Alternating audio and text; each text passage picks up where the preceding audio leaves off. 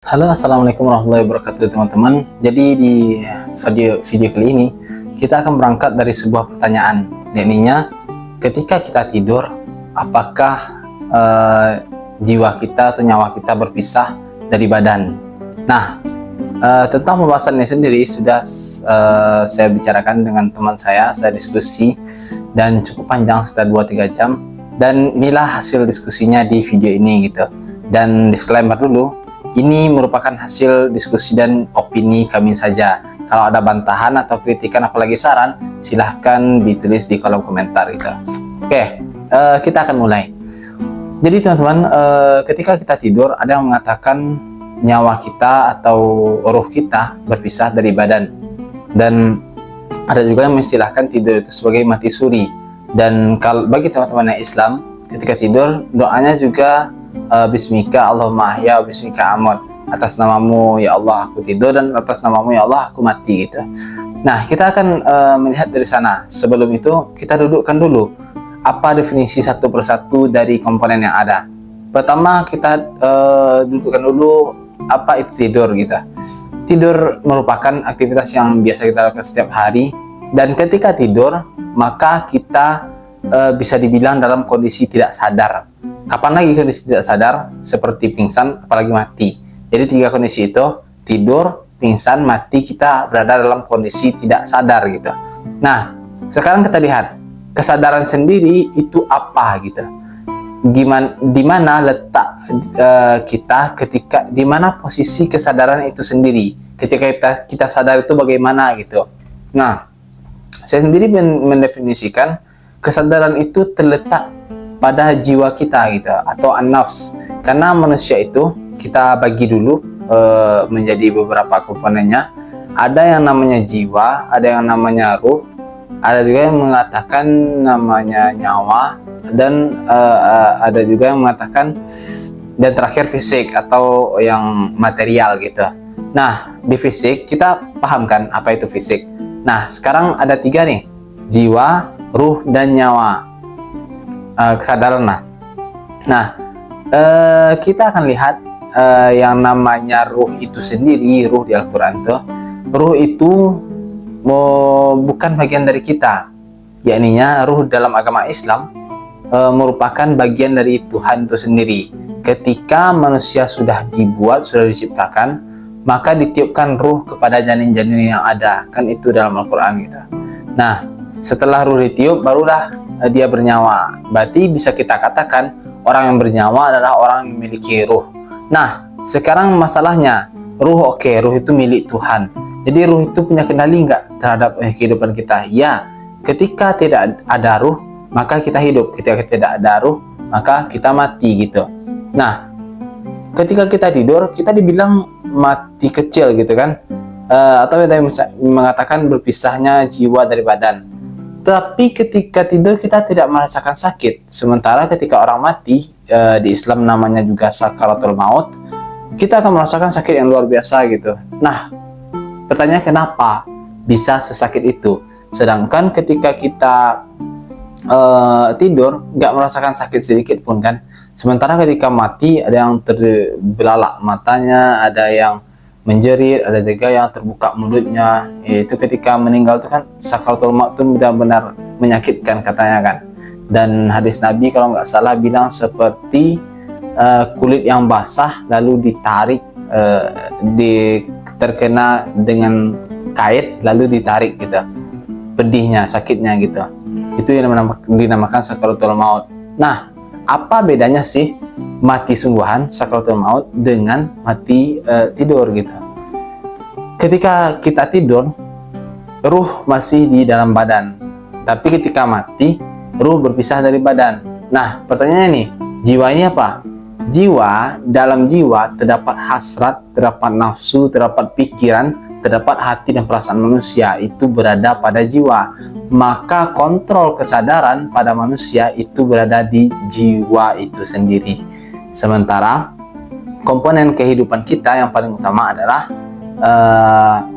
roh gitu. Itu yang membuat kita hidup. Makanya kalau ada seseorang yang sakit jiwa, yang sakit itu jiwanya, yang sakit itu hasratnya, Yang sakit itu perasaannya, yang sakit itu pikirannya, yang hilang itu akalnya gitu.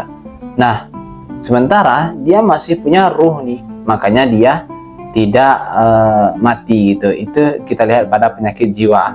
Nah, balik lagi ke pertanyaan awal nih. Apakah ketika kita tidur nyawa atau ruh kita berpisah dari badan? Jawabannya mungkin ada beberapa, tapi kita lihat dulu dari sisi psikologi. Ketika kita tidur, kita bermimpi, mimpi itu dari mana kita? Dari psikologi, dalam buku filosofi teras saya baca, seorang dokter psikologi mengatakan ketika kita tidur ada 3 hal yang terjadi ketika kita bermimpi. Mimpi itu yang pertama itu adalah sesuatu yang kita inginkan, benar-benar kita inginkan, sampai kita bayangkan, kita imajinasikan, tapi belum tercapai gitu. Makanya kita mengangan-angankan di dalam mimpi. Yang kedua, ketika kita memiliki traumatis yang dalam, dan trauma itu bangkit kembali di alam bawah sadar kita, yakninya di dalam mimpi. Dan yang terakhir adalah ingatan masa lalu yang telah hilang dan berusaha keluar lagi gitu. Nah, ada yang bilang makanya ketika mimpi biasanya tuh kita kenal sama orang-orangnya tuh, karena itu merupakan ingatan kita atau traumatis kita. Dan kalaupun tidak kenal atau buram atau siapa, itu biasanya keinginan yang belum tercapai bagi kita. Tapi karena 2:3, biasanya mimpi itu pasti orang yang kita kenal gitu, atau tempat yang sudah pernah kita kunjungi atau kita lihat sebelumnya gitu. Nah, balik lagi, ketika tidur kita akan bermimpi. Tadi mimpi itu, sementara ada yang mengatakan mimpi adalah ruh kita yang keluar, ruh kita yang pergi gitu. Ada yang mengibaratkan seperti ruh itu pergi, tapi masih ada tali satu yang tersisa. Ketika dikejutkan, maka ruh itu balik lagi seperti kecepatan cahaya gitu.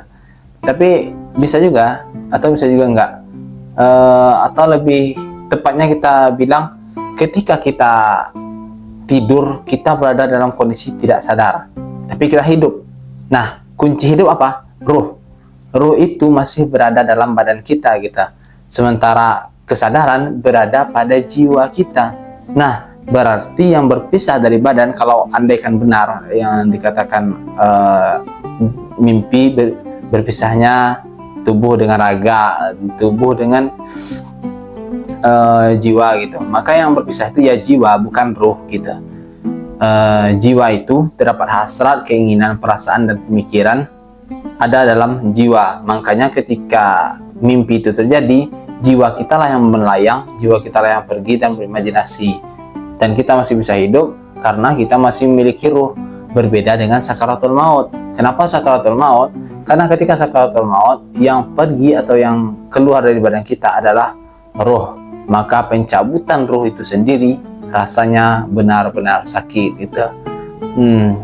Oke, mungkin itu pendapat atau opini diri saya tentang gimana sih ketika kita tidur tuh mimpi itu apa. Udah kita jelaskan tadi, mimpi itu yang pertama keinginan yang belum tercapai, traumatis yang terpendam, atau ingatan masa lalu yang berusaha bangkit gitu. Dan ketika kita tidur, yang berpisah dengan kita adalah jiwa, bukan ruh. Dan ketika kita meninggal, yang berpisah adalah jiwa dan ruh sekalian. Makanya yang paling kekal adalah ruh, dan yang jadi inti milik manusia adalah jiwa. Dan kerusakan yang paling fatal adalah kerusakan jiwa. Kerusakan fisik masih bisa diobati, perasaan masih bisa diobati walaupun susah juga. Pemikiran apalagi, serusak-rusak pemikiran masih ada obatnya, ilmu pengetahuan. Tetapi ketika jiwa sudah rusak, maka obatnya sangat susah gitu. Makanya penyakit jiwa itu penyakit yang paling susah disembuhkan. Penyakit paling tinggi lah, di atas dari penyakit hati, apalagi sakit gigi. Oke, mungkin demikian penjelasan atau opini dari saya. Sangat terbuka untuk saran, referensi untuk membantahnya, bukan hanya tentang pakai argumen lah, jangan pakai sentimen gitu.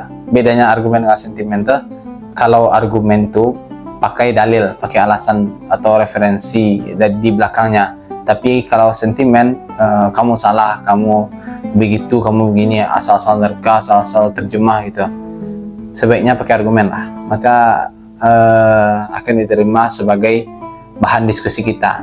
Oke, demikian video singkat ini. Selamat berpikir teman-teman, dan jangan berhenti untuk berpikir. Assalamualaikum warahmatullahi wabarakatuh.